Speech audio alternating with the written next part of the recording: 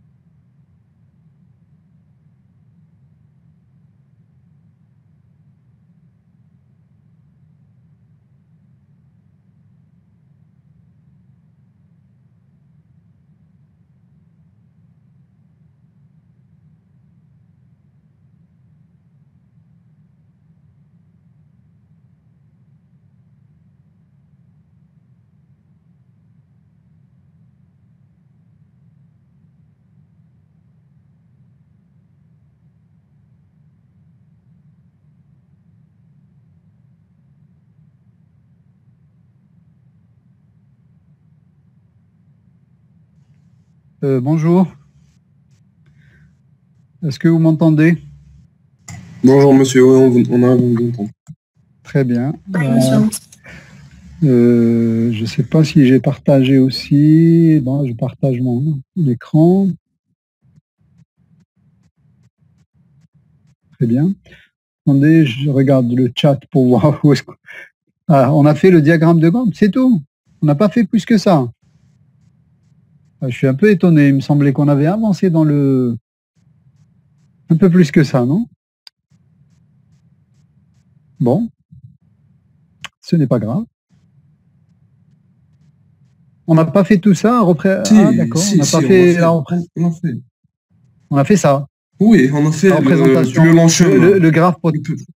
Ah, d'accord. Donc, on a fait comment retrouver, en fait, d'abord, comment représenter un problème d'ordonnancement par un graphe. Donc, on a vu ça. Et après, recherche de l'ordonnancement optimal. Donc, on a dit la durée minimale du projet qui correspond à la date au plus tôt de la fin du projet. Bon, c'est ça qu'on devait rechercher, et les dates au plus tôt de début de chaque tâche.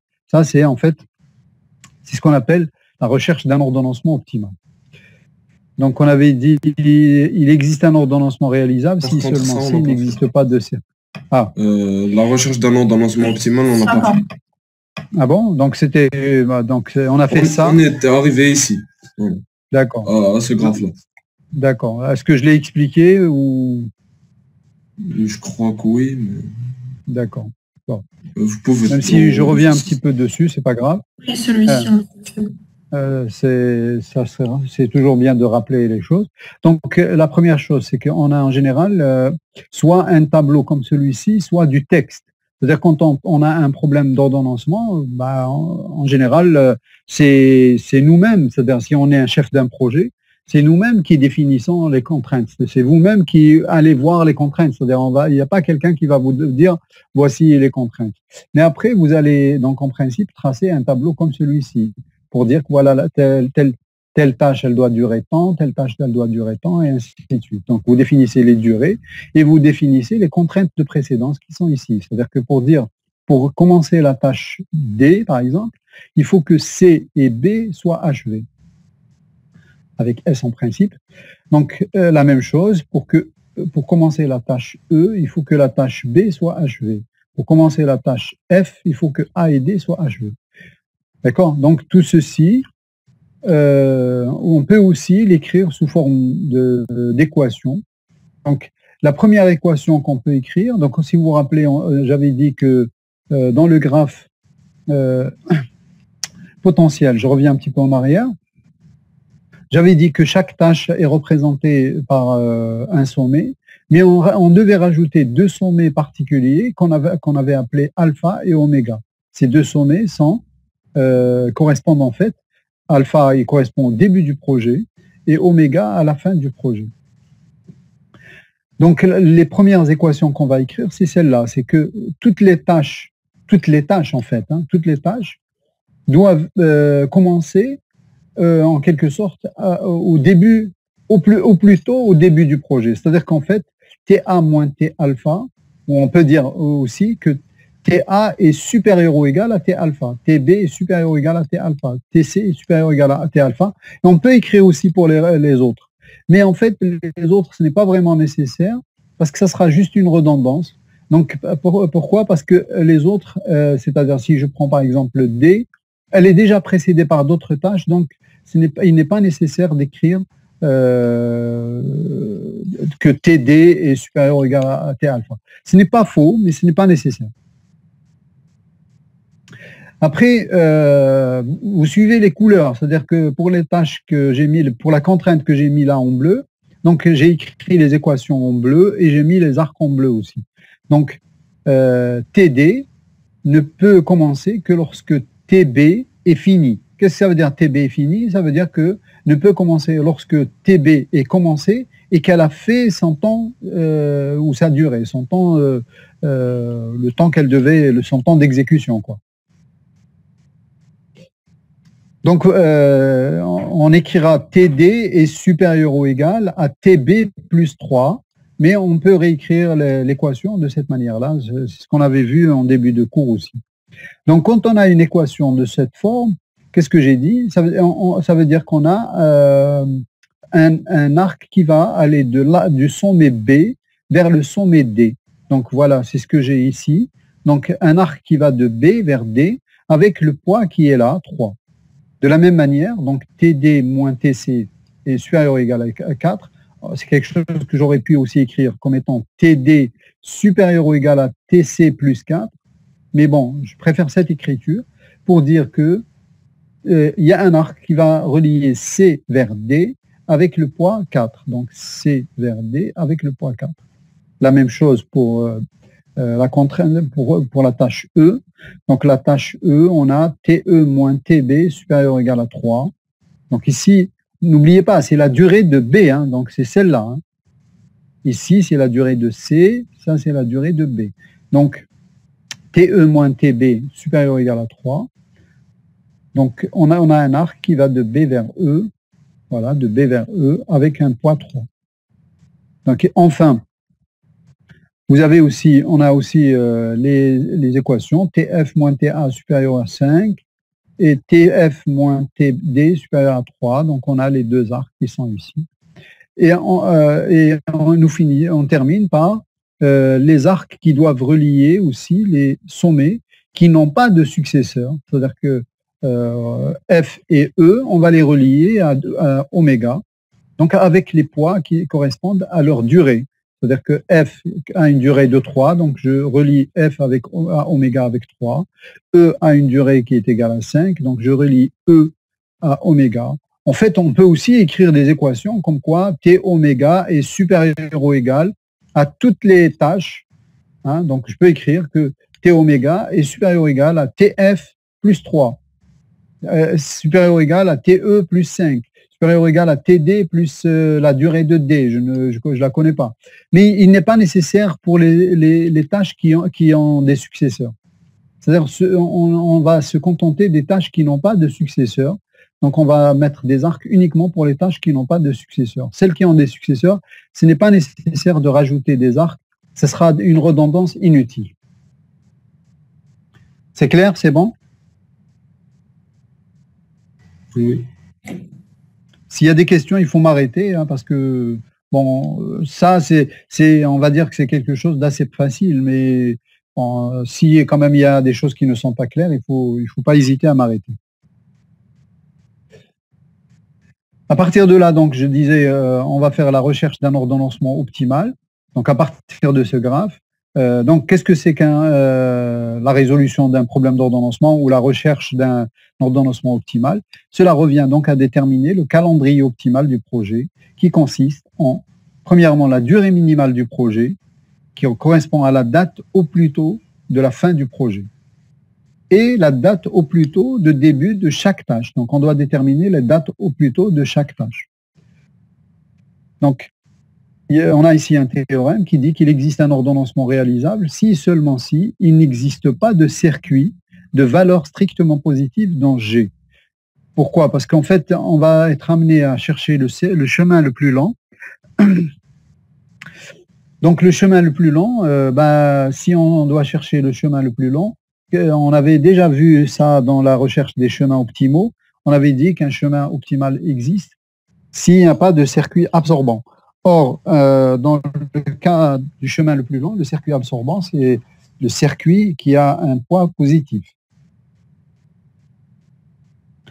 Donc, si la condition d'existence est vérifiée, alors il existe un ordonnancement réalisable de durée minimale. La détermination du calendrier optimal consiste à déterminer T alpha, T1, T2, etc., jusqu'à Tn et T oméga, de façon à minimiser T oméga moins T alpha sous les conditions, donc les contraintes du potentiel et les contraintes de non-négativité de ceci. Bon, résoudre un tel système, ce n'est pas quelque chose de très facile, en particulier pour vous, hein, mais vous n'avez pas fait de programmation linéaire. Mais on a d'autres façons de faire. Donc, on a ce théorème. Dans le cas d'un graphe sans circuit, on a T alpha est égal à 0 et TI est égal à max de TJ plus VJI. En fait, ça, ce n'est autre que l'équation de Bellman qu'on a vue, sauf qu'on a changé le min par max. Mais quand on change le min par max, ça devient la recherche du chemin le plus long. Donc, VJI est l'évaluation de l'arc J vers I. Donc, par exemple, la durée DJ, donc de la tâche J. Et gamma moins 1 de I, c'est l'ensemble des prédécesseurs de I. Donc, la date au plus tôt, la date de début au plus tôt TI d'une tâche I est égale à la longueur du plus long chemin allant de alpha à I. Donc ça, je sais pas, je me rappelle pas si on avait fait ça ou pas encore, ou pas encore. On avait fait ça ou pas? On en avait parlé lors du graphe dernier, la dernière fois qu'on a fait. D'accord.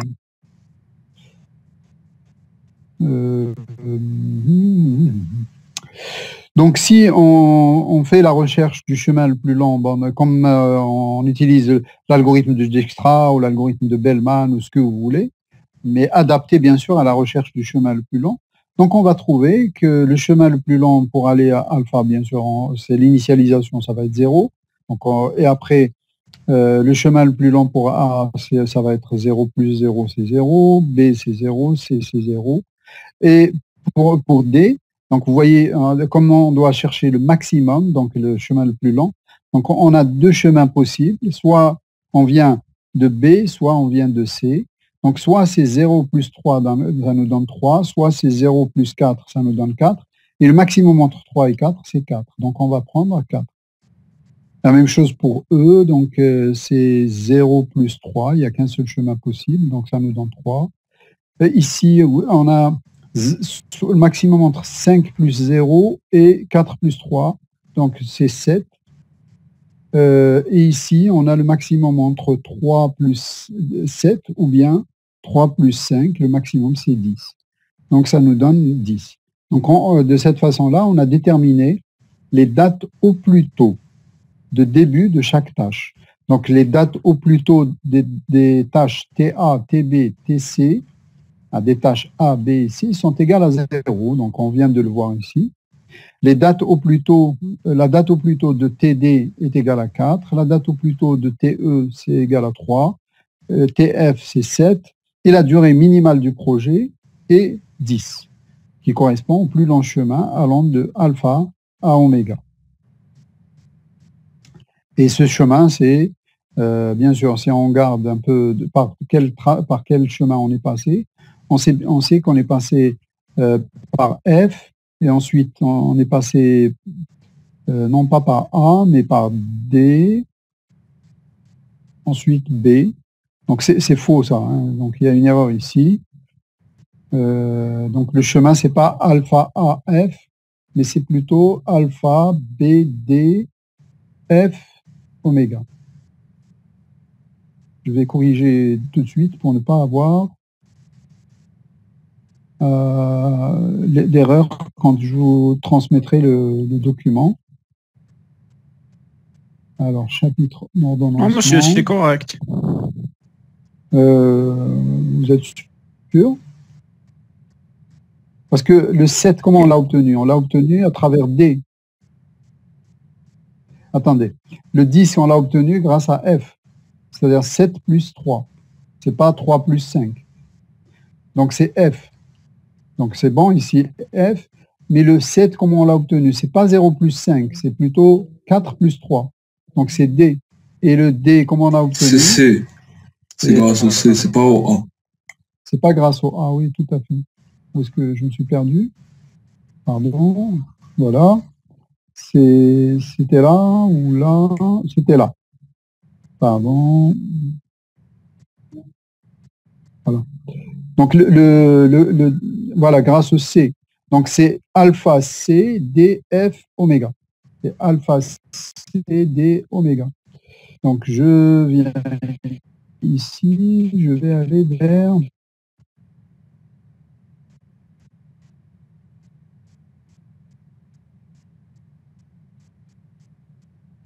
Bon, il faudrait que je fasse une petite recherche. CTRL A, alpha. C'était quoi déjà? Qu'est-ce qui était écrit? CDF.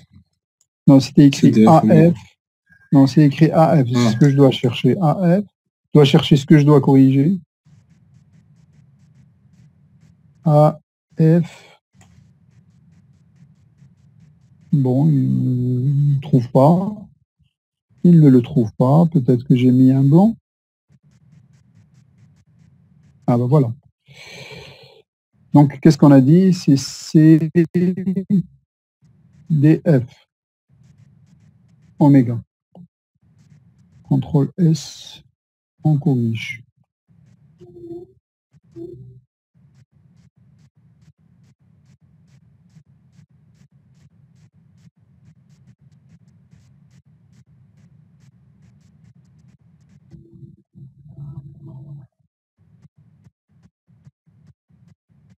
Voilà, c'est bon. Donc, c'est alpha, C, D, F, oméga. Donc, c'est ça le chemin.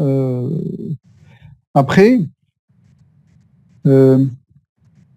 les dates de début au plus tard des tâches I, notées TI bar, est-ce qu'on en a parlé de ça aussi ou non? Est-ce qu'on en a parlé? Non. Donc, la date donc, ce que je viens de calculer ici, c'est les dates de début au plus tôt. C'est-à-dire, c'est le minimum possible. Maintenant, pourquoi je parlerai de date de début au plus tard? En fait, ces dates-là, c'est celles qui n'engendrent pas une augmentation dans la durée globale du projet. Qu'est-ce que ça veut dire? C'est-à-dire qu'il y a quand même pour certaines tâches la possibilité de reculer éventuellement, peut-être suite à des contraintes ou suite à des problèmes ou quelque chose comme ça, à reculer la date de début, mais sans pour autant augmenter la durée du projet. Donc, c'est ça ce qui est écrit ici. Donc, c'est la date de début la plus reculée possible qui n'engendre pas une augmentation dans la durée globale du projet. Alors, dans le cas d'un graphe sans circuit, on a donc T oméga bar est égal à T oméga, et après, TI bar est égal au minimum de TJ bar, mais cette fois-ci, J, c'est un successeur de I, moins VIJ. Donc, si on regarde un peu ça, donc qu'est-ce qu'on va dire? Donc, la première initialisation, on me dit que c'est T oméga bar est égal à T oméga. Donc, c'est la deuxième composante, hein, donc c'est ça qui était TI bar. Peut-être que j'aurais dû choisir une autre couleur, ou peut-être mettre la barre au-dessus. Donc, ça va être 10, 10 ici. Et après, ici, on me dit que c'est le minimum pour tous les successeurs. Donc, si je vois ici, bon, il n'y a qu'un seul successeur, donc ça va être TJ, c'est-à-dire 10 moins 3, donc ça me donne ici TJ bar, hein, bien sûr, donc je prends 10 moins 3, ça me donne 7. Par contre, ici, ouais, il n'y a qu'un seul successeur, mais vous avez 10 moins 5, ça me donne 5. Ça veut dire quoi? Ça veut dire que E, je peux la commencer au plus tôt à la date 3, mais je peux la commencer au plus tard à la date 5. D'accord? C'est-à-dire que je peux me permettre un retard de 2 jours ou de 2 unités de temps sans pour autant que cela engendre un retard dans la durée du projet, c'est-à-dire une augmentation dans la durée du projet. C'est-à-dire que même si je commence E à la date 5, je terminerai toujours à la date 10. C'est clair? Oui. De la même façon, donc si ici, par exemple, A, il a un seul successeur, donc si je fais 7 moins 2, ben 7 moins 2, ça me donne 2. Donc 7 moins 5, pardon, ça me donne 2. Donc ça veut dire que A, je peux la retarder jusqu'à la date 2. Au lieu de, je peux commencer à la date 0, mais je peux aller jusqu'à la date 2. Là, il n'y a qu'un seul successeur. Un seul successeur. J'aurais aimé avoir... Ah, celui-là, il a 2 successeurs. Voilà. Celui-là, il a 2 successeurs. Donc, qu'est-ce qu'on me dit? C'est le minimum. Hein, c'est le minimum de T bar moins VIJ. Bah, VIJ, c'est en fait, c'est le poids qui est là. Hein. Donc, ça va être 4 moins 3 et 5 moins 3. Mais comme 4 moins 3, c'est combien? C'est 1. Et 5 moins 3, c'est 2. Mais comme je dois prendre le minimum, donc je dois prendre le 1. D'accord? Ici, c'est 4 moins 4, ça me donne 0, etc. Donc, vous voyez ici, là, par exemple, et là, et là. Donc, les dates de début au plus tard est égale à la date au plus tôt. Donc, 7, 7, 4, 4, 0, 0, 10, 10. Bon. Alors, à partir de là, on peut définir ce qu'on appelle les marges. En fait, c'est quoi la marge totale, MI d'une tâche I, et le retard total qu'on peut se permettre sur I sans remettre en cause la date de fin du projet. Et cette marge, elle est notée grand MI et elle est calculée de la façon suivante. C'est TI bar moins TI. Donc ici, vous avez, pour chaque tâche, vous avez la marge qui est calculée ici. Donc vous avez, Pour A, c'est 2, donc 2 moins 0. Pour B, c'est 1, 1 moins 0. Pour C, c'est 0, 0 moins 0. Pour D, c'est 0, 4 moins 4. Pour E, c'est 2, c'est 5 moins 3. Et le reste, c'est 0. F et oméga, ce n'est pas une tâche, en fait. C'est bon? Donc, de cette manière, on a calculé ce qu'on appelle les marges totales. Et les tâches qu'on appelle les tâches critiques ont une marge nulle. C'est-à-dire qu'aucun retard n'est toléré. Tout retard sur leur exécution entraîne un retard global dans le projet. Donc, vous remarquez que toutes les tâches qui ont une marge qui est égale à 0, c'est des tâches qu'on appelle les tâches critiques. C'est-à-dire que c'est des tâches qui ne tolèrent aucun retard. Si je retarde la tâche C, eh ben, ça va engendrer un retard dans la durée du projet. C'est-à-dire ça va entraîner une augmentation dans la durée du projet. Donc, à partir de ces tâches-là, on définit aussi le chemin critique. Hein, d'accord? C'est le chemin qui relie alpha et il ne contient que des tâches critiques. Bien sûr, là, j'ai un chemin critique, mais je peux avoir plusieurs chemins critiques. Attention. Il n'est pas exclu d'avoir plusieurs chemins critiques.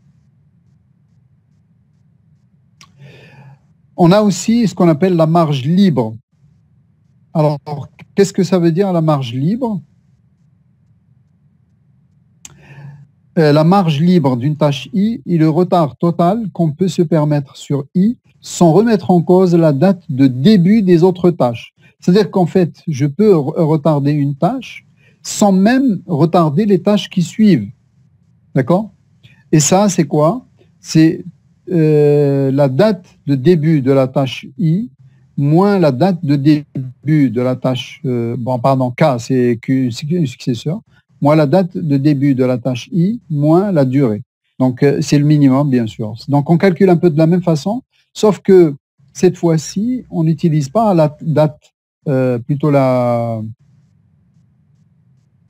Comment dire? On n'utilise pas la date au plus tard, comme ici. Ici, on utilise la date au plus tard, moins TI. Par contre, pour la marge libre, c'est les dates au plus tôt.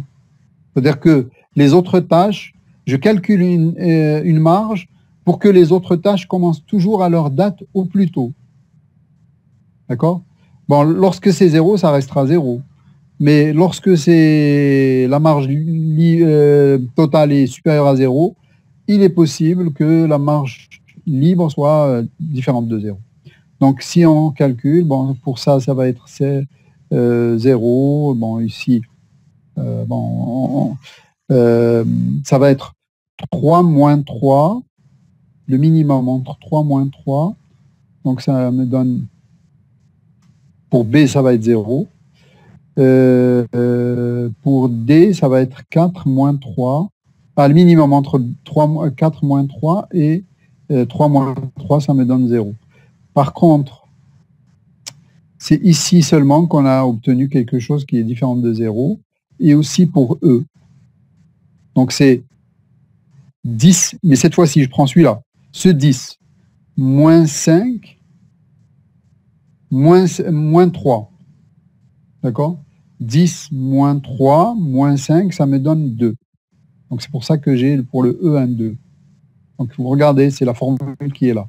C'est la date au plus tôt de la tâche suivante. Donc je prends ici par exemple c'est 10. Moins la date au plus tôt de la tâche en question, c'est 3. Moins 5. C'est 5. Donc ça me donne, donc 10 moins 3 moins 5, ça me donne 2. C'est pour ça que j'ai trouvé un 2 pour E. Et aussi pour A, donc c'est 7, c'est-à-dire la durée, la date au plus tôt, moins 0, la date au plus tôt, moins 5, ça me donne 2. Donc c'est pour ça que je trouve ici un 2 aussi.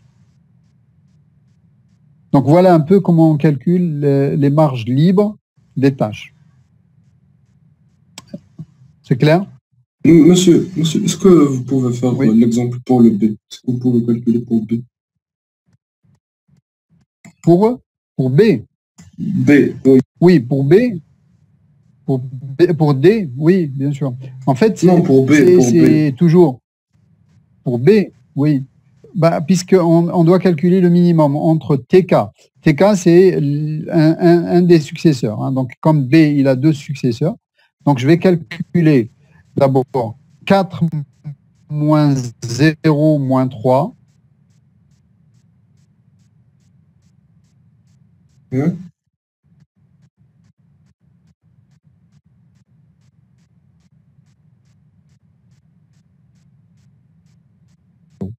Donc, c'est pour ça qu'on trouve ici un 0. C'est clair? J'ai pas entendu. Est-ce que vous pouvez répéter?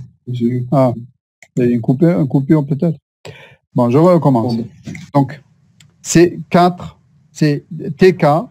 Donc, l'un des successeurs, c'est quoi? C'est D. Les successeurs, c'est D, E. Donc, je prends leur date au plus tôt. C'est-à-dire 4 moins la date au plus tôt de la tâche I. Donc, c'est 0 moins 0 moins 3. Donc, 4 moins 0 moins 3, ça me donne 1. Ah, c'est bon. Merci. Et 3 moins L'autre 0 3 moins 3, ça me donne 0. Et je dois prendre le minimum. Entre 0 et 1, ça me donne donc 0. Donc, c'est pour ça que je trouve un 0. D'accord. Merci. OK? Oui, merci. Voilà. Donc voilà un peu ce que nous devions voir sur ce qui concerne le problème d'ordonnancement. Il y a une autre représentation qui s'appelle ça, c'est cette représentation, c'est-à-dire ce graphe-là, il s'appelle le graphe potentiel tâche. Il y a une autre représentation qui s'appelle le graphe potentiel étape. Mais je préfère ne pas trop m'étaler dessus. C'est-à-dire que réellement, ça donne exactement les mêmes résultats. Ça ne donne rien de plus, mais c'est plus compliqué. C'est juste que, bon, on doit représenter le début de chaque tâche, la fin de chaque tâche. Bon, c'est très compliqué comme représentation et sans beaucoup d'intérêt. Donc, moi, je préfère cette représentation. Elle est beaucoup plus simple et elle donne exactement les mêmes résultats que l'autre. Donc, on a toutes les, c'est-à-dire tout ce qu'on doit rechercher, donc le fameux calendrier optimal ou l'ordonnancement optimal pour un projet de.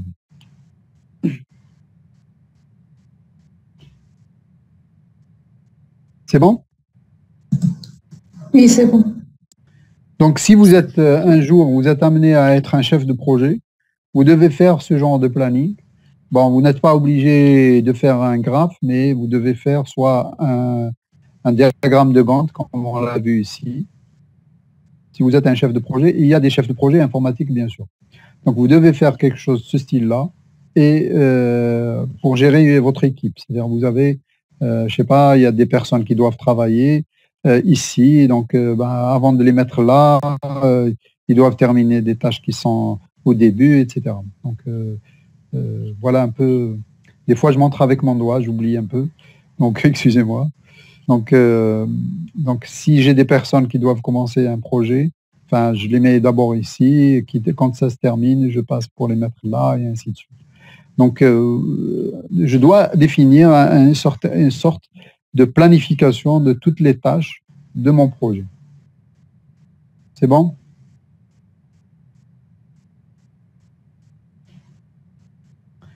Voilà un peu ce que nous avons à dire sur le problème d'ordonnancement. En principe, je vous envoie donc les slides. Et là, je vais passer à un autre chapitre.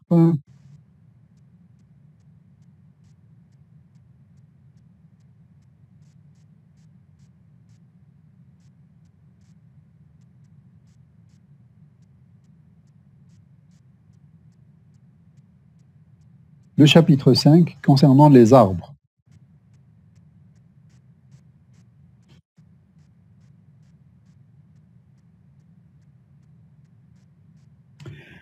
Donc, les arbres,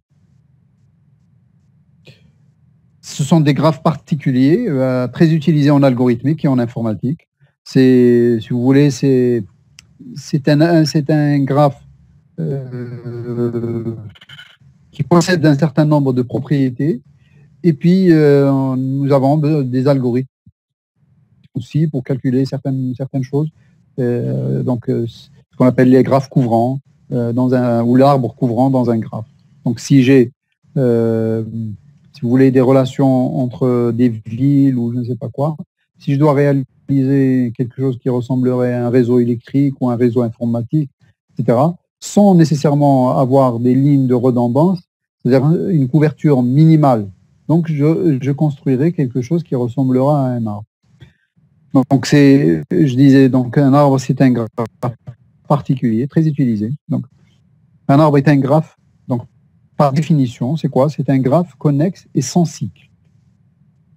Donc, voilà, un arbre est un graphe connexe. Retenez bien ça, sans cycle. Une forêt est un graphe sans cycle. Donc, il n'y a pas de cycle dessus. Donc, vous avez un exemple ici. Donc, ça, c'est un arbre. Donc, vous voyez qu'il n'y a pas de cycle. Et le graphe, il est connexe. Il existe de nombreuses caractéristiques pour les arbres. Donc, si nous regardons la propriété de connexité, les arbres apparaissent comme des graphes connexes minimaux.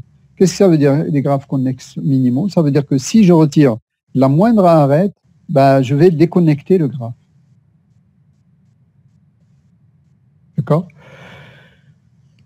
Ils sont, si on regarde ça sous l'angle de graphes acycliques, c'est-à-dire qu'ils ne possèdent pas de cycle, ils sont maximaux à ce sens, dans ce sens. Qu'est-ce que ça veut dire? Ça veut dire que si je rajoute la moindre arête, ben, je crée un cycle. C'est normal. Ben, si vous avez un graphe qui est connexe, le fait de rajouter une arête, forcément, va créer un nouveau cycle. C'est une proposition que nous avions vue dans le premier chapitre, ou dans le deuxième, je me rappelle. Dans le deuxième, il me semble. Dans le deuxième chapitre. Donc, il existe également une relation très forte entre le nombre d'arêtes et le nombre de sommets dans un graphe. Donc, un arbre qu'on va noter, par exemple, T, qui est égal à V, qui est égal à VE, donc comporte exactement cardinal de V moins 1 arête, moins une arête. C'est-à-dire que si on dit que c'est N, donc si le nombre de sommets c'est N, ça va être le nombre d'arêtes. Le nombre d'arêtes, ça va être N moins 1. Donc, de manière générale, on dit qu'un graphe connexe comporte au moins un cardinal de V, moins une arête. Et un graphe sans cycle comporte au plus V, cardinal de V moins une arête. Donc, s'il est connexe et qu'il est sans cycle, forcément, il comporte exactement cardinal de V moins une arête. D'accord? C'est-à-dire que si les deux propriétés qui sont ici, c'est-à-dire s'il est à la fois connexe et qu'il est en même temps sans cycle, donc là, vous avez au moins et là, vous avez au plus. Donc, ça veut dire qu'au moins, ça veut dire que c'est supérieur ou égal. Et quand vous avez au moins, donc c'est inférieur ou égal. Donc, le nombre d'arêtes ici est inférieur ou égal. Donc, ici, il est supérieur ou égal. Donc, si vous avez le et, donc si vous avez les deux, donc forcément, inférieur ou égal et supérieur ou égal, donc forcément, c'est égal. Bon, ici, je ne sais pas si ma planche, elle déborde un peu. Donc, si vous avez un arbre, donc un graphe T d'ordre N, il y a un certain nombre d'équivalences entre les propriétés qui sont ici. Donc, il y a première propriété, T est un arbre. La deuxième propriété, T est un graphe connexe avec N-1 arête. Troisième propriété, T est connexe et la suppression de toute arête le déconnecte. Quatrième propriété, T est acyclique à N-1 arête. Et cinquième propriété, T est acyclique et l'ajout de toute arête le rend acyclique.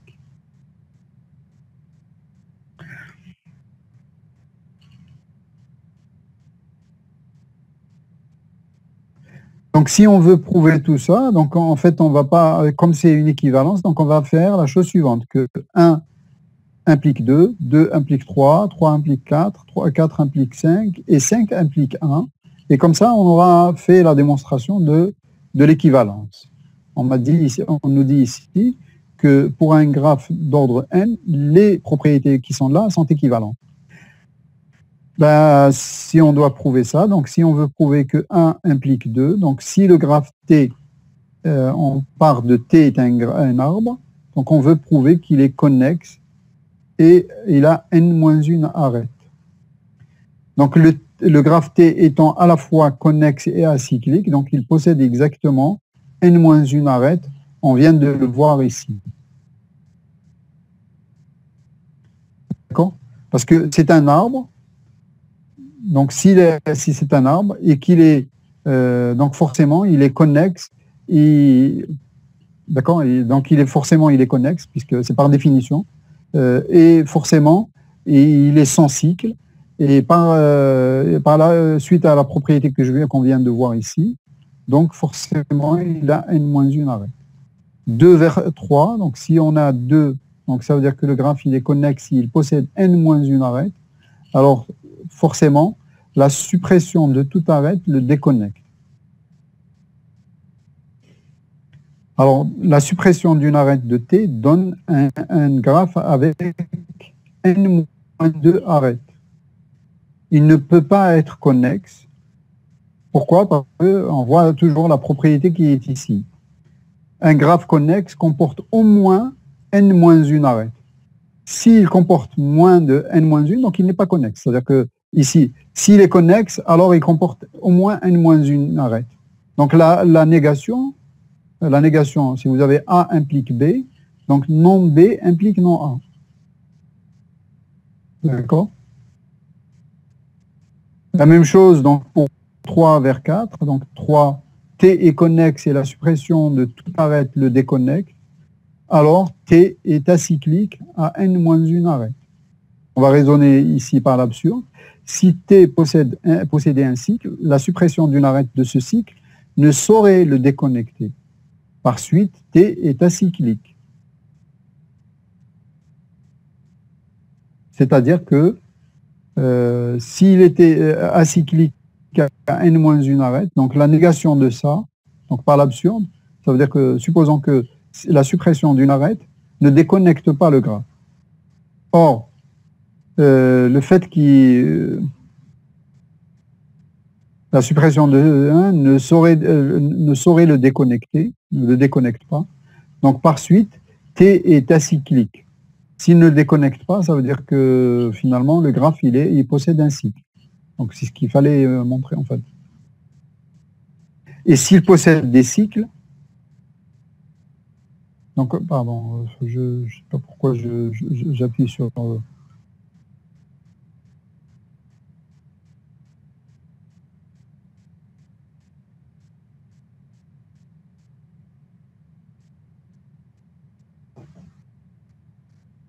ce que je devais faire.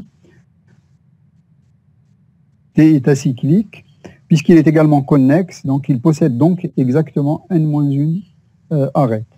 En fait, pardon. On a dit pour 3 vers 4, donc 3, T est connexe, et la suppression de toute arête le déconnecte. 4, T est acyclique à n-1 arête. Bon. Je vous laisse un peu lire la suite de la démonstration et si vous ne comprenez pas quelque chose, on va essayer de le voir. C'est pas facile de refaire une démonstration comme ça à travers des slides. Donc, bon, je vais quand même faire un petit effort.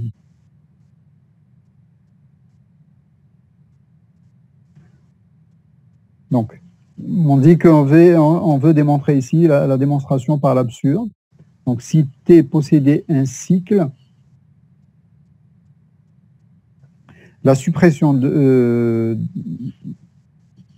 ce cycle, d'une arête de ce cycle, ne déconnecte pas le graphe.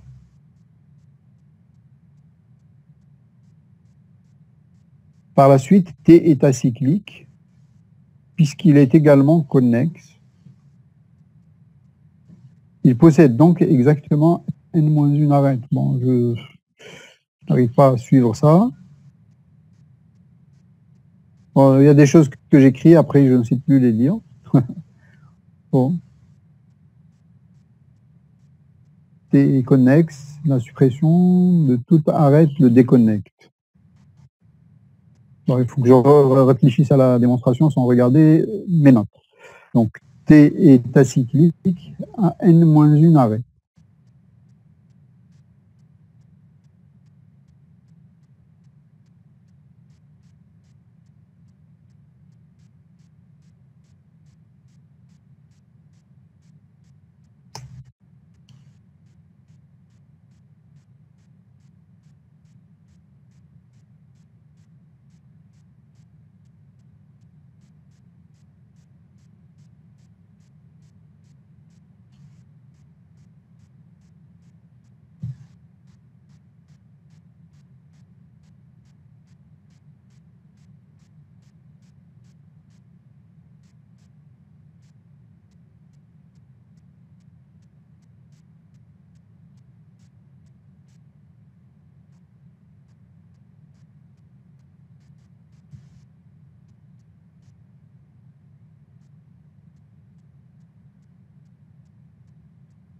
En fait, tout revient à la propriété qui était avant. Hein. C'est-à-dire que, regardez, si T est connexe et la suppression de tout arête le déconnecte. S'il est connexe, qu'est-ce que ça veut dire d'après ça?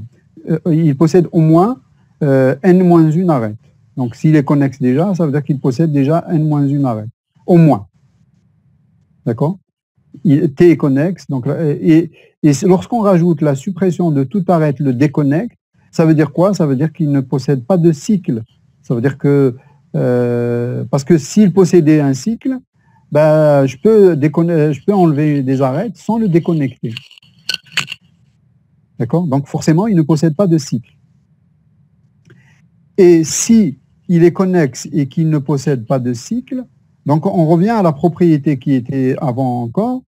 Donc il est connexe et qu'il est sans cycle, donc forcément, le nombre d'arêtes va être égal à n-1. Voilà un peu comment on va démontrer cette implication de 3 vers 4.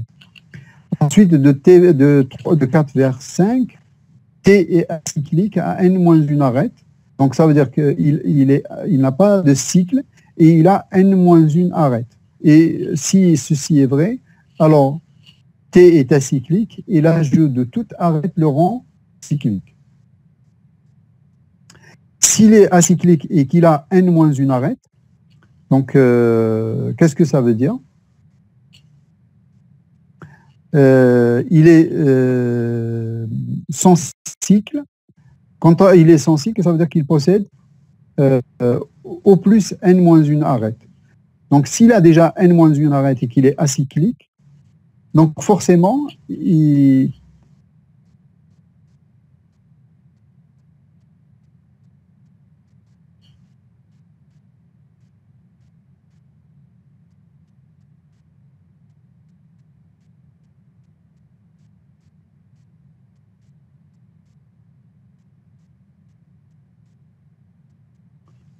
forcément, lorsqu'on va rajouter une arête, qu'est-ce qu'on va obtenir?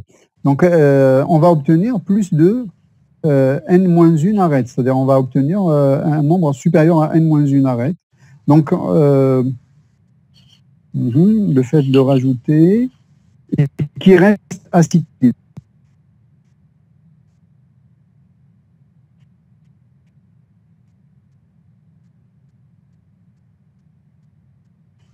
Que je réfléchisse un peu. T est acyclique à n-1 arête. T est acyclique et l'ajout de toute arête le rend cyclique.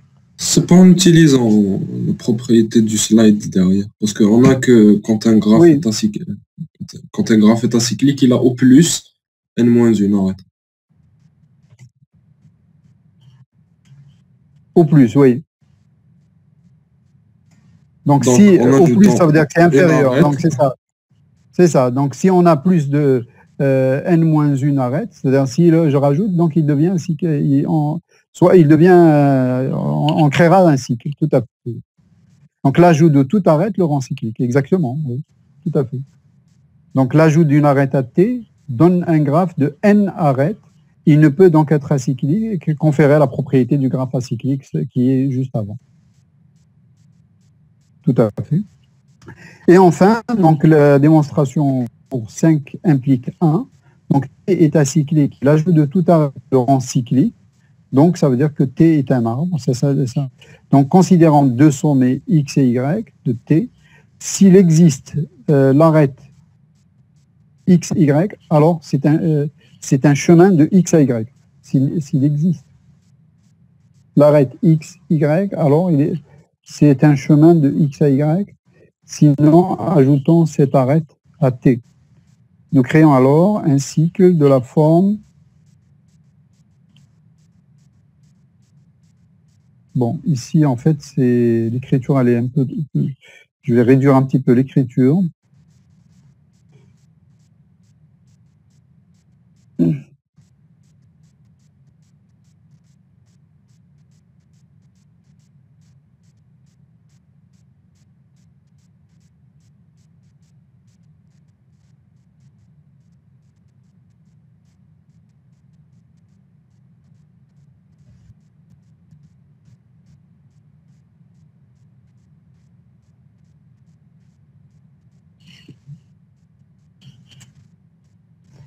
est obligé, juste pour qu'on voit tout.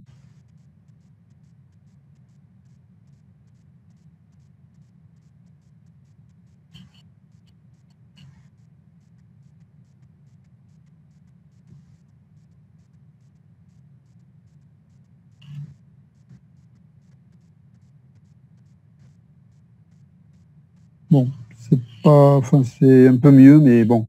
Donc, sinon, ajoutant cette arête à t, s'il existe l'arête xy, alors c'est un chemin de x à y. Sinon, ajoutant cette arête à t, nous créons alors un cycle de la forme, puisque le graphe il est acyclique, et l'ajout de toute arête le rend cyclique. Donc, on va considérer deux sommets quelconques, x et y. S'il existe l'arête, alors c'est un chemin de x à y, donc c'est bon. Sinon, ajoutons cette arête à t. Qu'est-ce qui va se produire d'après ça? Donc, l'ajout de toute arête va le rendre cyclique. Ça veut dire que on va créer un cycle de la forme x, a, z, y, je sais pas quoi, et ensuite x. En fait, on a rajouté une arête entre x et y, mais il y avait si on a un cycle, ça veut dire qu'en fait, ça veut dire qu'il y avait une autre chaîne qui reliait déjà x à y, n'est-ce pas? Donc, ça veut dire que x et y étaient déjà reliés entre eux, donc ça veut dire qu'il était, quel que soit le couple qu'on va prendre, les deux sommets sont déjà reliés entre eux, donc ça veut dire qu'il est connexe. Donc en fait, on est parti de ça, donc que T est acyclique, et on a prouvé que si on rajoute à chaque fois qu'on rajoute une arête, on crée un cycle, ça veut dire que le graphe finalement il est connexe. Donc il est acyclique et qu'il est connexe, c'est autre que la définition d'un arbre, donc T est un arbre. Donc c'est ce qu'il fallait démontrer. Voilà un peu ce qui concerne les propriétés d'un arbre. Bon, je vous conseille de les revoir un petit peu, ces propriétés. Si vous ne comprenez pas quelque chose, on verra ça ensemble. Après, bon, je voulais vous montrer un peu cette notion de codage de Prufer. En fait, c'est quoi ce codage? En fait, c'est un moyen de représenter un arbre sans passer par les représentations classiques d'un graphe qui sont la représentation par la matrice d'adjacence ou par les listes, etc. Donc, on a vu déjà des représentations d'un graphe, des représentations machines en quelque sorte d'un graphe, mais ces représentations-là, elles ont leurs inconvénients, c'est qu'elles sont très souvent, on va dire, elles sont relativement gourmandes en espace. Si ce n'est pas en n puissance 2, parfois c'est même pire. C'est quelque chose qui est en n puissance 2, c'est-à-dire que la taille de l'espace mémoire nécessaire pour présenter un graphe, en général, c'est quelque chose qui est en n au carré, en nombre de sommets. N, c'est le nombre de sommets. Et en général, la plupart des cases, elles sont creuses en plus.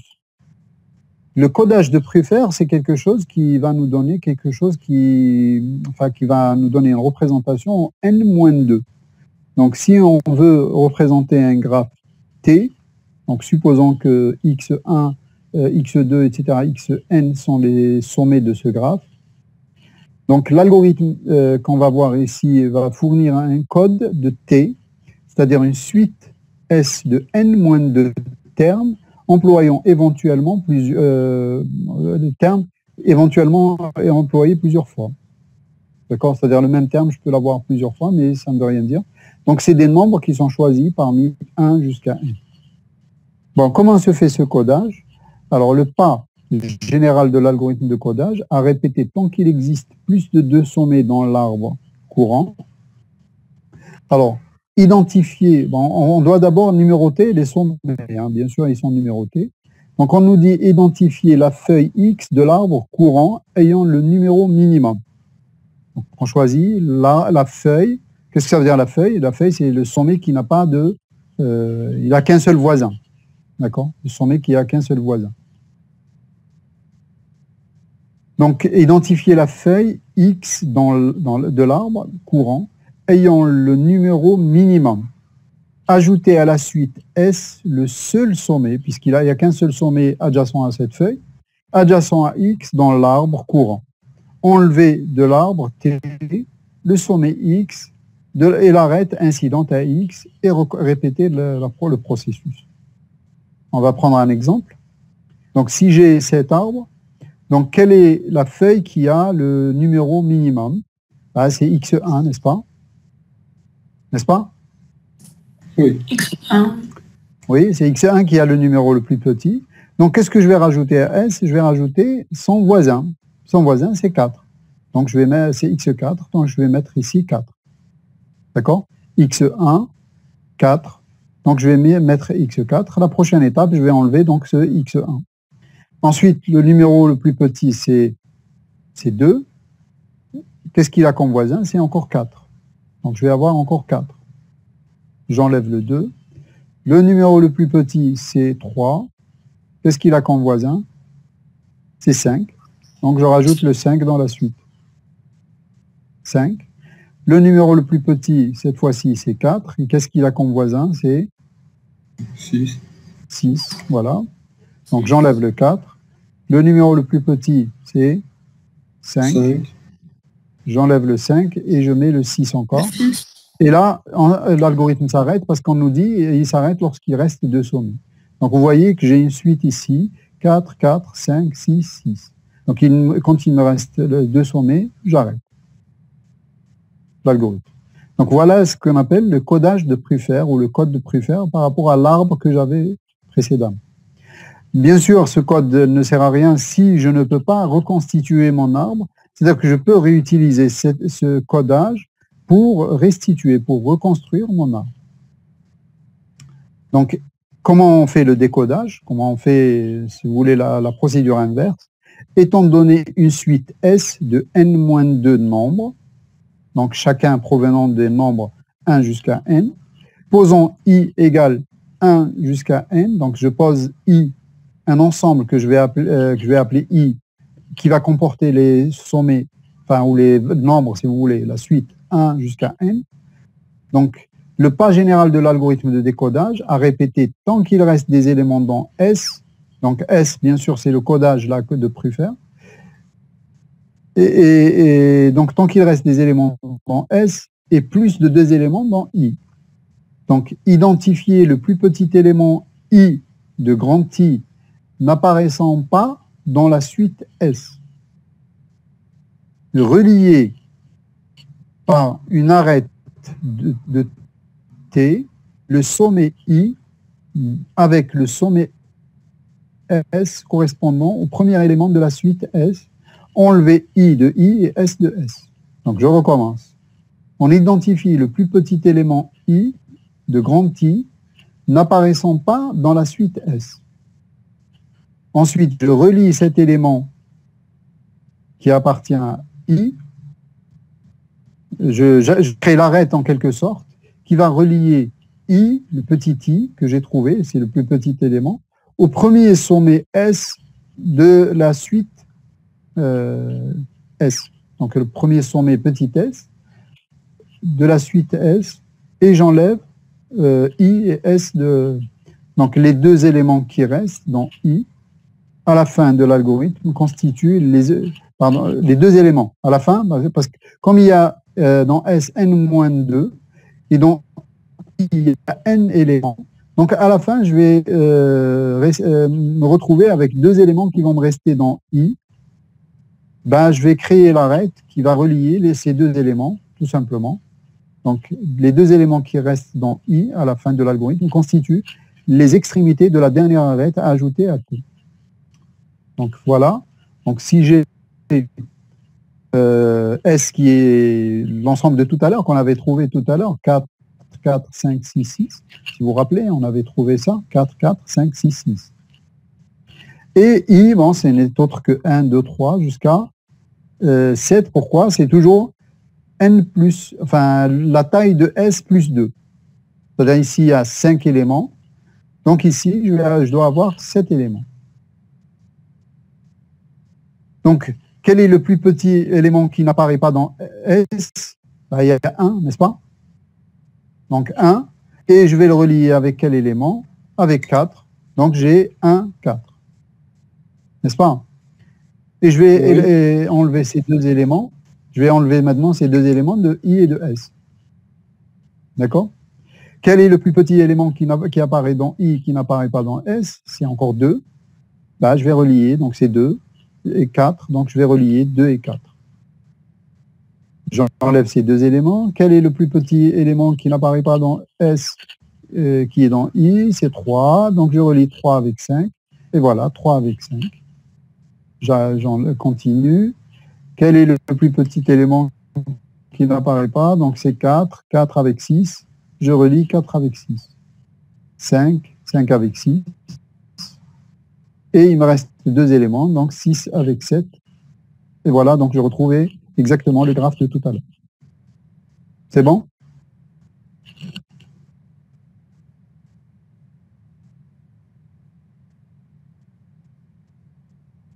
C'est clair pour ce qu'on a fait là? Oui, c'est clair. Oui, monsieur. Très bien.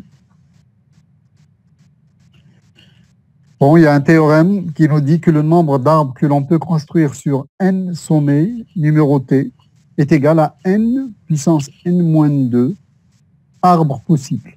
Bon, on ne va pas démontrer ça. Ensuite, on définit ici ce qu'on appelle l'arborescence. Bon, l'arborescence, c'est la version orientée en quelque sorte de l'arbre. Donc, j'ai repris un peu l'arbre de tout à l'heure, mais cette fois-ci, j'ai rajouté une orientation. Mais pas n'importe quelle orientation.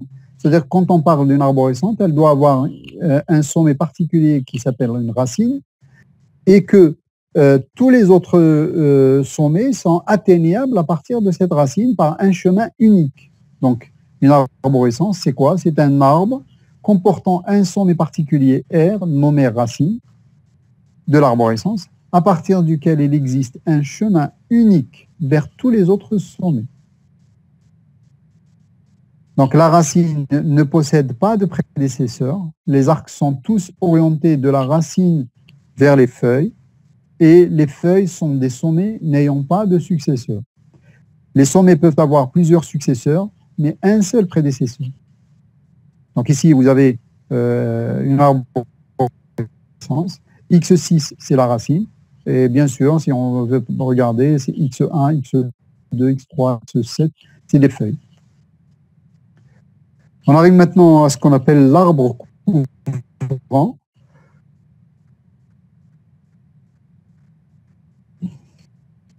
Alors, c'est quoi l'arbre couvrant? En fait, c'est ce que je disais tout à l'heure. Donc, imaginez que vous avez que vous devez connecter plusieurs fils entre elles, par exemple, soit avec un nouveau réseau électrique ou un réseau d'adduction d'eau ou un réseau informatique ou tout ce que vous voulez. Si on suppose qu'un certain nombre de connexions directes point à point entre les fils sont possibles, avec des coûts d'installation différents. Donc, s'il nous faut choisir parmi ces connexions, lesquelles nous allons effectivement mettre en place pour minimiser le coût total de notre réseau. Donc, ce problème en théorie des graphes correspond à ce qu'on appelle la recherche d'un arbre couvrant de points minimum. Donc, si on a l'ensemble des villes et des connexions potentielles qui est représenté par un graphe, dans lequel chaque arête est associé à un coût, donc en général, c'est un coût positif. Donc, connecter toutes les villes revient à sélectionner un ensemble d'arêtes F de E, tel que le graphe partiel qu'on obtient, qu'on avait appelé H par exemple, qui comporte le même ensemble de sommets, mais avec le sous-ensemble F d'arêtes, induit et connexe. Parce qu'on doit connecter l'ensemble des villes, donc il doit être connexe. Et le poids de cette solution correspond bien sûr à la somme des poids des arêtes. Notre problème s'énonce comme suit. Donc, étant donné un graphe, déterminer le graphe partiel connexe H de poids minimum. Il est facile de voir qu'un tel graphe, puisqu'il est connexe, mais qu'il est minimum, donc va être sans cycle. Ça va être un graphe, un arbre. Si H n'est pas acyclique, on peut supprimer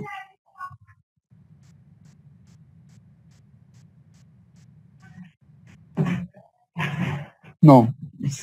Oui, s'il n'est pas acyclique, ça veut dire qu'il comporte des cycles, on peut supprimer des arêtes d'un de ces cycles sans le déconnecter en faisant diminuer le poids total. C'est-à-dire que si, par exemple, le graphe initial comporte des cycles, je peux procéder par la suppression de certains cycles pour diminuer le coût. Mais le mieux, c'est de ne pas supprimer n'importe comment. Donc, en fait, cette démarche, elle nous donne déjà, si vous voulez, l'algorithme qui nous permettra de construire l'arbre couvrant de poids minimum. En fait, il y a deux algorithmes, on va les voir, mais en fait, c'est deux algorithmes qui vont seulement dans deux directions différentes pour construire cet arbre cet arbre couvrant de coût minimum. Donc, un arbre couvrant pour un graphe est un arbre construit uniquement à partir des arêtes de E et qui connecte, donc couvre tous les sommets de V. Un arbre couvrant d'un graphe G est donc un graphe T tel que T est un arbre et le graphe T est un graphe partiel de G. Donc l'arbre couvrant de poids minimum. Donc le problème de l'arbre couvrant de poids minimum consiste à trouver un arbre couvrant dans la somme des poids des arêtes est minimum. La seule condition nécessaire et suffisante pour qu'un graphe admette un arbre couvrant est qu'il soit connexe. Donc on n'a pas d'autres conditions, il suffit que le graphe soit connexe. Il existe deux algorithmes célèbres pour résoudre le problème de l'algorithme couvrant. J'ai dit que ces deux algorithmes, en fait, c'est deux algorithmes qui ont presque le même principe, sauf qu'ils vont dans deux directions différentes. Donc, quand on parle d'arbres couvrant de poids minimum, on appelle ça en anglais minimum spanning tree. Donc, il y a l'algorithme de Prime. Celui-là, il a pour principe de maintenir au fur et à mesure de la construction un sous-graphe connexe qui grossit petit à petit, donc en ajoutant des sommets. L'algorithme de Kruskal, il maintient au fur et à mesure de la construction un graphe acyclique, c'est-à-dire qu'à chaque fois, le graphe que nous avons, il ne contient pas de cycle. Si les algorithmes de recherche sont spécifiques au graphe. Bon, je ne sais pas qu'est-ce que veut dire cette phrase, c'est une phrase d'Iada. Donc, nous présentons dans ce document seulement l'algorithme de Kruskal qui se base sur la caractérisation des arbres étant des graphes acycliques maximaux. Et ça veut dire acyclique maximaux, ça veut dire que il est acyclique, mais l'ajout d'une arête crée un cycle. Donc, l'algorithme consiste à rajouter au fur et à mesure des arêtes en s'assurant que le graphe partiel reste à chaque étape une forêt jusqu'à ce que la forêt devienne un arbre. C'est un peu le contraire en général, mais bon, c'est pas grave. C'est les arbres qui deviennent une forêt, mais là, on a une forêt qui devient un arbre. Alors, l'algorithme se présente comme suit. Donc, vous avez en entrée un graphe avec une valuation positive des arêtes. Et vous avez en sortie un arbre couvrant de poids minimum. Donc, je fais les initialisations qui sont ici. Donc, je mets dans A, E, donc c'est-à-dire je mets toutes les arêtes dans A. Je mets dans F un ensemble initial qui est égal à 0, un ensemble vide, pardon. Et I, je mets à 0. Tant que I est inférieur au cardinal de V, faire. Donc, choisir un E de poids minimum. Donc, choisir l'arête qui a le poids minimum. Je rajoute E à A. J'augmente I. J'incrémente I. C'est T qui est construit est acyclique. Alors, je rajoute E à F. Et je termine comme ça, on boucle comme ça, jusqu'à ce que, dès que j'ai un graphe qui est dès que j'ai en fait I qui va atteindre le cardinal de V. En fait, ça veut dire quoi? Si j'arrive à cardinal de V, comme l'incrémentation elle se fait à l'intérieur, ça veut dire que j'ai obtenu combien d'arêtes exactement? Vous voyez que dans chaque itération, je rajoute une arête.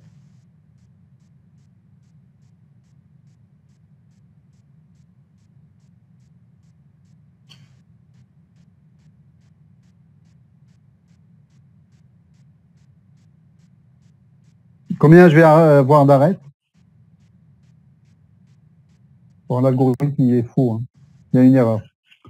Excusez-moi. Je corrige un petit quelque chose.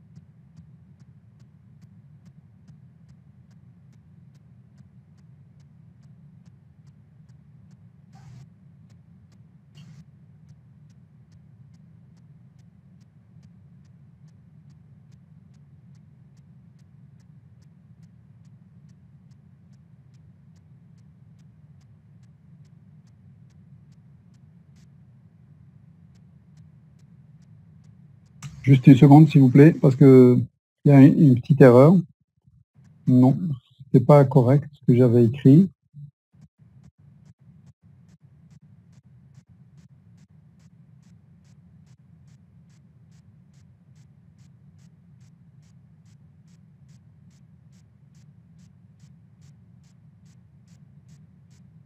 Non.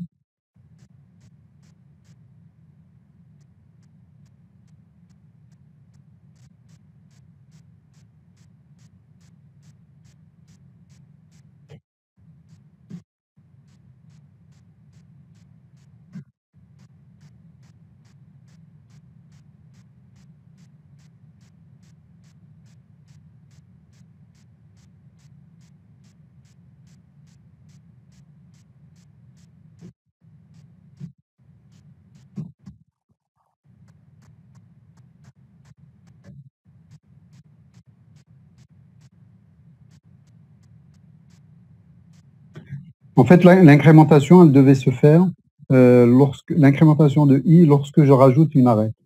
Donc, je vous avais posé la question. Donc, voilà. On choisit une arête de point minimum. On la rajoute dans A, mais bon, ça c'est... Ah non, on la retranche à A, pardon. Oui, on la retranche à A. Et ensuite, on vérifie, est-ce que si je la rajoute à F, est-ce que le graphe que je vais obtenir, c'est-à-dire T, est acyclique? Si c'est le cas, je vais la rajouter à F et j'incrémente I. Bon, je dois faire un fancy... je dois faire juste un saut de ligne. Normalement, je l'avais fait. Peut-être que je n'ai pas compilé. Oui, c'est fait, mais je n'avais pas compilé une deuxième fois. Bon, c'est pas grave.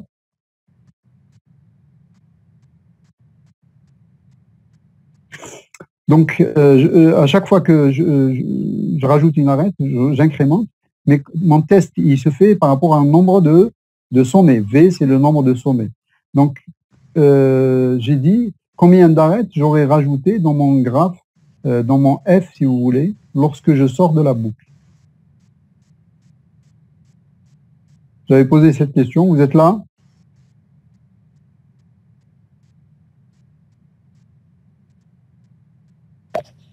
Oui, monsieur, on vous entend. Oui. Combien d'arêtes, j'ai posé la question, combien d'arêtes on aura rajouté lorsqu'on va sortir du temps Q?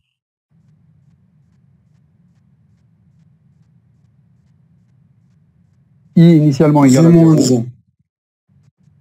N moins 1. Cardinalité de V moins 1. Oui, cardinalité de V moins 1. Parce qu'en fait,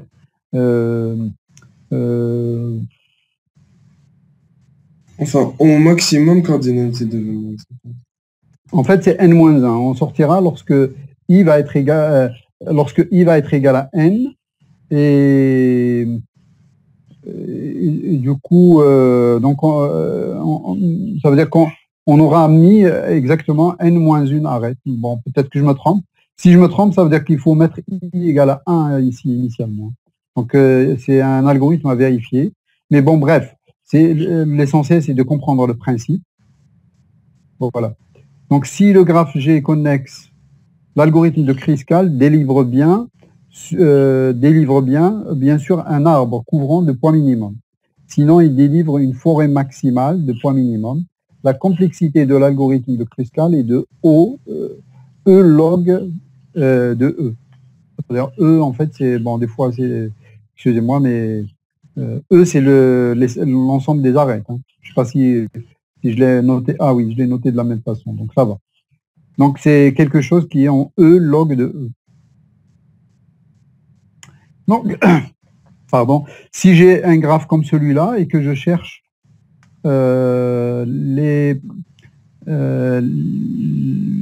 couvrant de points minimum, donc qu'est-ce qu'on fait? La première étape, c'est que je vais ordonner ou classer dans l'ordre croissant mes arêtes. Donc, si vous voyez ici, par exemple, j'ai des 9, des 5, des 15, etc. Donc, si je dois regarder, par exemple, j'ai un 5 ici, un autre 5 là, ensuite un 6, je ne sais pas s'il y a un entre 6, ensuite 7, ensuite 8, ensuite 9, etc. Donc, voilà un peu, j'ai ordonné un peu les poids de mes arêtes.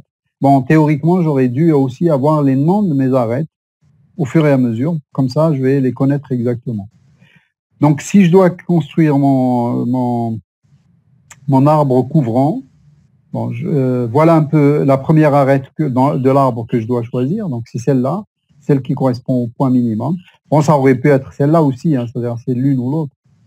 De toutes les façons, celle-là aussi, elle va être prise à la prochaine itération. Donc, la première, on a une arête dans le graphe, n'est-ce pas? Dans l'arbre. La deuxième, donc j'ai rajouté une deuxième, 2. Donc, le prochain, c'est 6, donc je vais rajouter 6. La prochaine, c'est 7, 7. Et la prochaine, c'est quoi?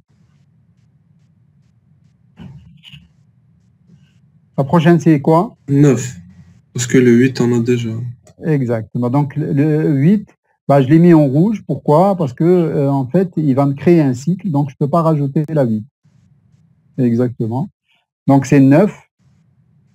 Donc, 9 ne me crée pas de cycle. Le prochain 9, il me crée un cycle. Donc, on passe au 10. On passe au 10. Le 10 aussi, il me crée un cycle. Donc, je passe au 11. Je passe au 11. J'ai obtenu combien d'arêtes? 6 arêtes. En fait, il y a combien de sommets au total? Il y avait combien? 7 sommets, n'est-ce pas? 3 plus 2, ça fait 7 sommets. Donc, dès que j'obtiens n-1 arête, j'arrête. On arrête l'algorithme, doit s'arrêter. Donc, dès que j'obtiens n-1, donc vous remarquez que l'étape précédente, c'est-à-dire j'avançais, mais quand j'ai rajouté, quand j'avais 5, je dois continuer, 4, je continue, etc. 5, lorsque j'ai obtenu 6, bah, j'ai obtenu n-1, donc 7-1. Donc, c'est la fin de l'algorithme. Donc, voilà mon arbre couvrant de points minimum. Donc, j'ai obtenu l'arbre couvrant de points minimum correspondant à ce graphe. C'est bon?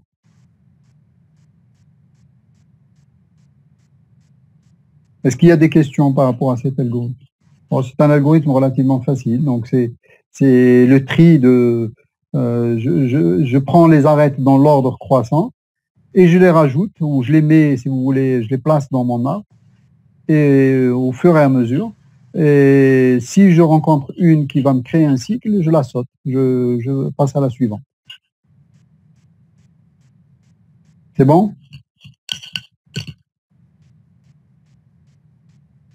Est-ce que c'est bon? Oui, monsieur. Est-ce que cet algorithme dépend de notre point de départ? Genre, est-ce que si on avait commencé par C ou par A, on aurait toujours trouvé le même A. Euh, Si on avait commencé par CE ou AD, c'est en fait si l'arbre couvrant il est unique, ça dépend pas du point de début. Maintenant, s'il y en a plusieurs, bah, ça peut dépendre, oui. D'accord, merci, monsieur. D'accord. S'il y a plusieurs solutions, c'est-à-dire que si vous avez plusieurs solutions, bah oui, ça peut dépendre. Mais si l'arbre il est unique, c'est-à-dire comme ici, il est unique. Il y a pas, il y a, même si j'avais commencé par C, de toute façon, j'aurais pris aussi A. C'est E, j'aurais pris ensuite A, parce que même si l'ordre ici, je ne sais pas lequel qui réellement correspond à A, D, et lequel qui correspond à CE. D'accord? Donc, peu importe ce que je prends. Mais après, en fait, en général, quand on cherche une solution optimale, on cherche une solution optimale, même s'il en existe plusieurs. Dès qu'on tombe sur la première solution optimale, bah, puisque c'est une solution optimale, les autres solutions aussi, elles sont avec un coût égal. Donc, ce n'est pas nécessaire de les chercher toutes. OK? Oui, monsieur. Oui, d'accord. Alors, ça, on vient de voir, c'est l'algorithme qu'on appelle l'algorithme de Kruskal. Donc, il se base sur ce principe de rajouter des arêtes au fur et à mesure. En fait, l'algorithme de prime, il fait l'inverse. C'est-à-dire, il part de ce graphe-là, et lui, il va supprimer. Donc, il va partir dans l'ordre inverse. C'est-à-dire, il part du 15 et il se dit, je vais le supprimer si je ne déconnecte pas le graphe. Donc, il va supprimer cette arête. Est-ce que ça déconnecte le graphe? Non, ça ne déconnecte pas, donc je continue. Est-ce que je peux supprimer 12? Oui, je peux supprimer 12 sans déconnecter le graphe. Est-ce que je peux supprimer la 11? Bah, il va voir si quand j'ai supprimé 11 et 12, 15 et 12, le fait de supprimer 11 va me faire que le sommet G va être un sommet isolé. Donc, ça veut dire que ça déconnecte le graphe. Donc, le 11 ne doit pas être supprimé et ainsi de suite. Je vais voir 10. Je peux supprimer 10 en principe, je peux supprimer 9. Ce 9-là ne doit pas être supprimé, ce 8-là, il pourra être supprimé et les autres ne doivent pas être supprimés. Donc en fait, on fait le chemin inverse et on arrive exactement au même résultat si bien sûr la solution est unique. S'il y a plusieurs solutions, on peut arriver à deux solutions différentes, mais avec un coût total qui est le même. C'est clair, c'est bon? Vous pouvez répéter, monsieur? Si je peux répéter. Bon, malheureusement, je n'ai pas fait le déroulement de l'autre algorithme. Je vous ai donné qu'un seul algorithme qui est l'algorithme de... Non, pas... J'ai compris. Vous avez compris, vous voulez dire l'algorithme de prime. Oui, exactement, c'est tout. J'ai dit, pour l'algorithme de prime, on va considérer l'ordre inverse. C'est-à-dire, au lieu de prendre l'ordre croissant, on va prendre plutôt l'ordre décroissant. C'est-à-dire qu'on va commencer plutôt à partir de 15, 12, etc. Mais cette fois-ci, au lieu de rajouter, on va plutôt supprimer. Donc, je vais partir de ce graphe et je vais commencer par supprimer l'arête qui a le poids maximal. Donc, je vais supprimer 15, n'est-ce pas? Mais avant de supprimer, Oui. je vois d'abord à ce que la suppression de cette arête ne déconnecte pas le graphe. Donc, en effet, si je supprime cette arête, l'arête ne va pas être, le graphe ne va pas être déconnecté. Donc, je procède à la suppression. Ensuite, je vais passer à 12. Donc, j'ai supprimé 15, je supprime 12. Est-ce que le graphe va être déconnecté? Normalement, il ne va pas être déconnecté. Ensuite, je vais passer à 11. Malheureusement, si je supprime 11, je vais obtenir le sommet G qui va être déconnecté. Il va être isolé. Donc, je vais obtenir un graphe qui ne va pas être connexe. Donc, je n'ai pas le droit de supprimer 11. Donc, je garde 11. Donc, je garde 11 et je passe à 10. 10, je peux le supprimer normalement. Donc, vous pouvez vérifier. C'est-à-dire si, bon, malheureusement, je n'ai pas les outils d'effacer ici. Mais le 10, vous allez pouvoir le supprimer. Le 9, vous allez pouvoir le supprimer. Mais vous ne pourrez pas supprimer ce 9-là. Bon, c'est soit l'un, soit l'autre. ici, en principe, on a deux solutions peut-être. Hein. Le 8, vous allez pouvoir le supprimer. Le 7, non. Le 6, non. Le 5, non. Et ainsi de suite. C'est clair? Oui, oui, monsieur. Très bien. Donc voilà, donc ce dernier chapitre, il est relativement court. C'est pas le dernier chapitre de notre module, mais il nous reste encore un chapitre qui est les flots dans les graphes. Donc bon, j'ai l'impression que la semaine prochaine, je vais la consacrer entièrement au TD pour avancer encore. D'accord? D'accord, monsieur. Donc la prochaine fois, on va faire TD toutes les deux séances de la semaine prochaine. Merci, monsieur. À la prochaine. Merci, allez, bon courage. Merci. Allez, au revoir.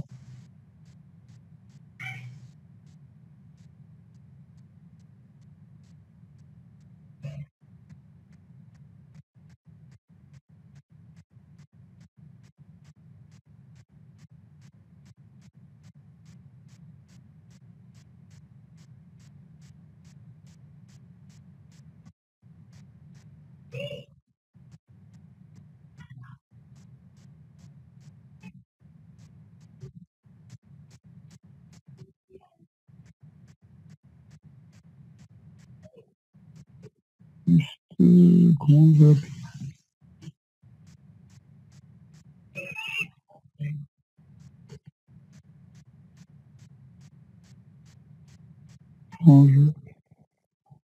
Donc j'annule. Juste comment j'ai appelé, chapitre 3, voilà, chapitre 4, non.